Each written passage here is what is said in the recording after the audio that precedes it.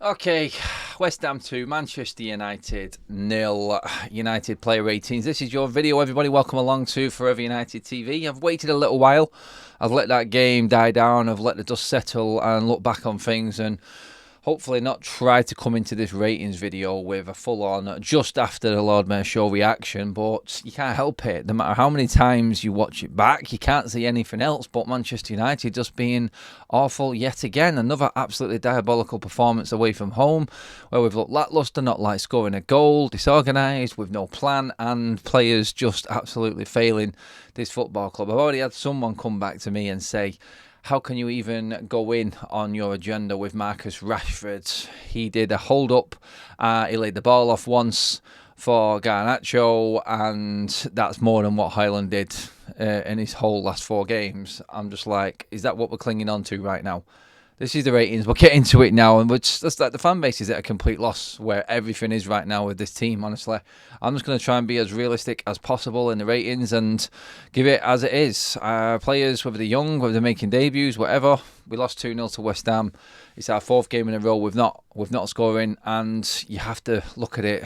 You have to look at it with the real tinted glasses on instead of the red tinted glasses, I feel. And we'll start by giving our thoughts on Onana in goal. I mean, for me, he didn't do anything wrong in the game. I thought he was unlucky with Gerard Bowen saved the first one. It ricocheted back. Could he have been a bit more firmer with his first touch? It's difficult to criticise, really. He kept us in the game with a good save from Bowen's header not too long before Bowen actually scored the first goal of the game. So yeah, he claimed everything.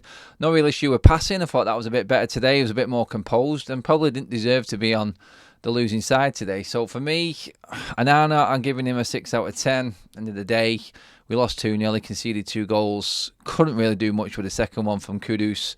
That was a good finish. And yeah, I think 6 is about a fair summary of Onana's game. Unfortunately, defensive lapses and the fact that his team can't hit a cow's ass with a banjo, useless in front of goal. He's getting no help at all.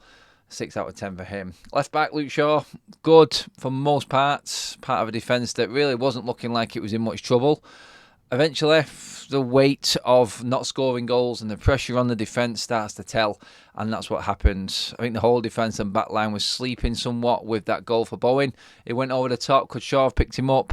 Could we have tracked the runner from the midfield? It was a great ball from Paqueta. It was perfectly weighted, and you sometimes got to give credit to the move and the pass. I can't really go in too much on him, but again, 6 out of 10 for Luke Shaw. Solid, decent down that left-hand side. No real mistakes.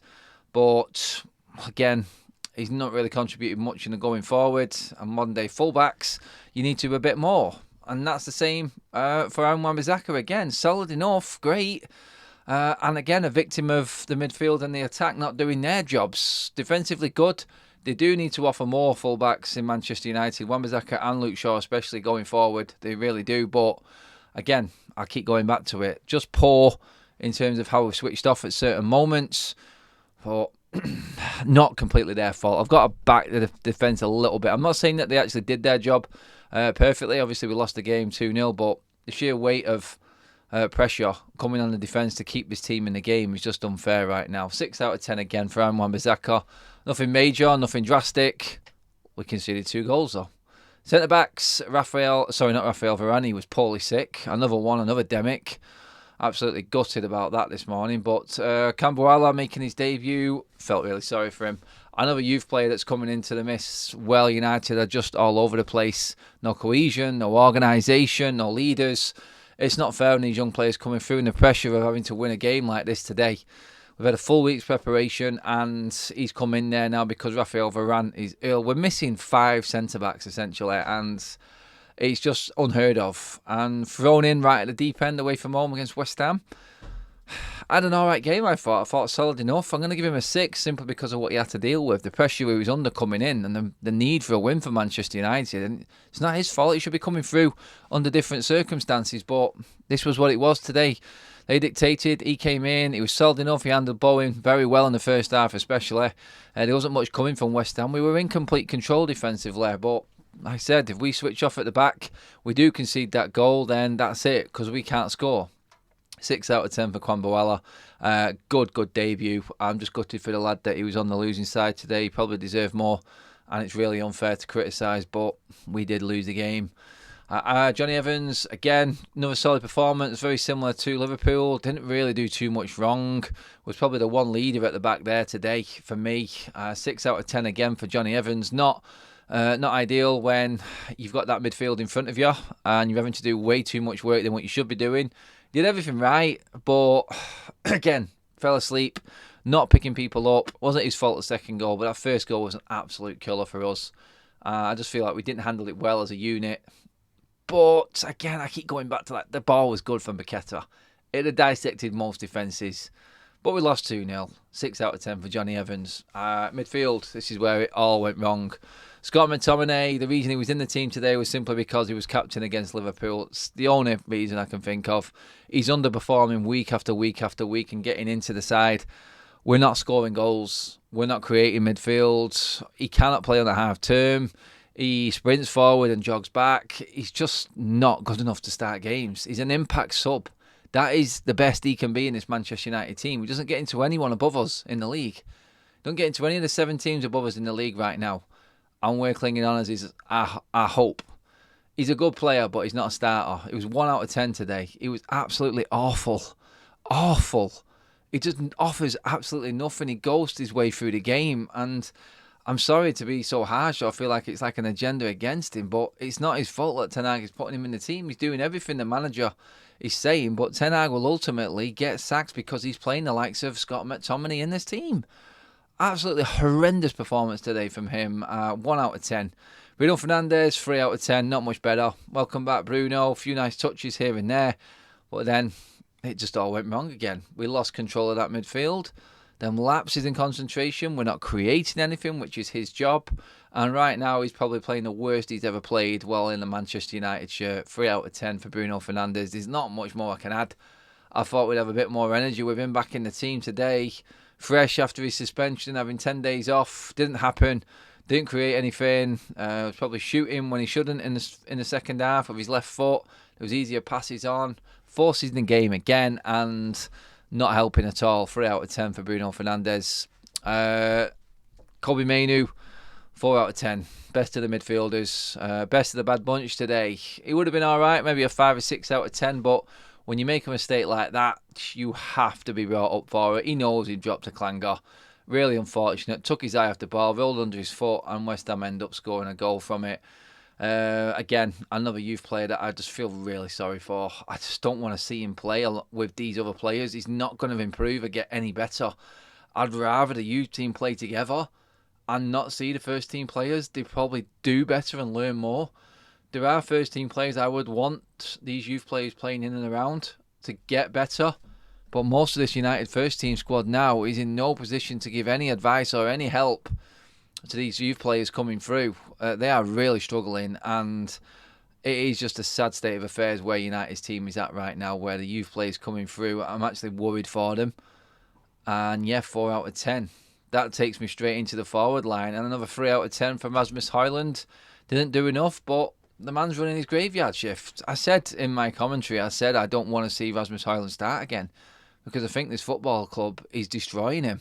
I think it'll be another career destroyed. That's how I feel. You can't do anything when you don't get the ball. But in terms of a rating, he's not doing enough when he's got the ball. But you need to be able to build up into games. You need to have the confidence in your team behind you to make them runs. I feel like he's now giving up on the runs because he knows the ball isn't coming in. And that is because of the other two culprits, which are Garnacho and Antony. Garnacho first, 4 out of 10. Simply because he got into the positions, but he blew them chances. Some people will say he deserves a lower mark than that because he had them moments where Manchester United could have capitalised. He didn't, and ultimately everything went wrong for United. It was from there, that was the moment Ten Hag was clinging on to. When he's talking in his press conference afterwards about Garnacho's got a chance, Scott McTominay's got a chance, Rasmus Højlund's got a chance. What is he talking about? No, we're not.